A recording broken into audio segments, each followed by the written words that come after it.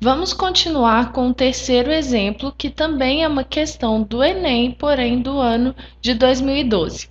Nesta questão, o Enem nos conta que, para a produção de alguns sólidos, é necessário o processo de resfriamento. E eles nos mostram uma figura como esta, que é um tanque de resfriamento de base quadrangular. Eles também nos dizem que um sólido de volume igual a 2.400 centímetros cúbicos será lançado dentro do tanque de resfriamento e nos pergunta qual é a diferença da altura da coluna de água após este sólido estar dentro do tanque. Para calcular essa diferença, nós podemos resolver a questão de duas maneiras. Após lançar o objeto no interior do tanque de resfriamento, nós vamos imaginar a seguinte situação, que todo o volume do cubo se dissolveu no interior do tanque e que o conteúdo desse cubo não se misturou à água do tanque. Por quê? Porque eu quero que vocês visualizem a altura x, que é a diferença entre a altura inicial e a altura final do tanque de água.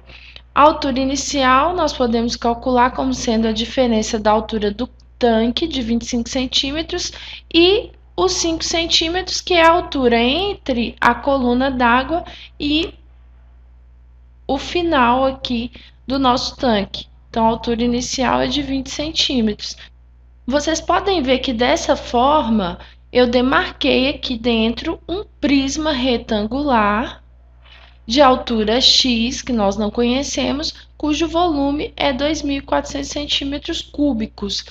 Com esses dados, nós conseguiremos calcular a altura x da coluna, uma vez que o volume do prisma é igual à área da base vezes a altura, que nós já vamos chamar de x. O volume é igual à área da base desse prisma, é a mesma área da base do reservatório, que é igual a 40 vezes 30 centímetros, vezes o x que nós não conhecemos. O volume total nós conhecemos, é igual a 2.400. Resolvendo, nós teremos que x é igual a 2.400 dividido por 1.200, x é igual a 2 centímetros. Essa é a forma mais rápida. Perceber que a alteração na altura é referente ao volume do sólido que foi lançado aqui no reservatório. Uma segunda maneira é considerar o volume final do conteúdo do reservatório após ser lançado o recipiente aqui dentro. O volume final seria igual ao volume inicial mais os 2.400 centímetros cúbicos, que é o volume do objeto. O volume final, então, seria igual. O volume inicial é igual à área da base, que é um retângulo, vezes a altura, que é 20 centímetros, mais os 2.400. O volume final, então, seria igual a 26.400 centímetros cúbicos. Conhecendo o total do volume final, nós temos que o volume final é igual à área da base vezes a altura. A altura nós vamos chamar aqui de y. É a altura final da coluna de líquido após ser lançado o objeto. O volume final nós já sabemos o valor.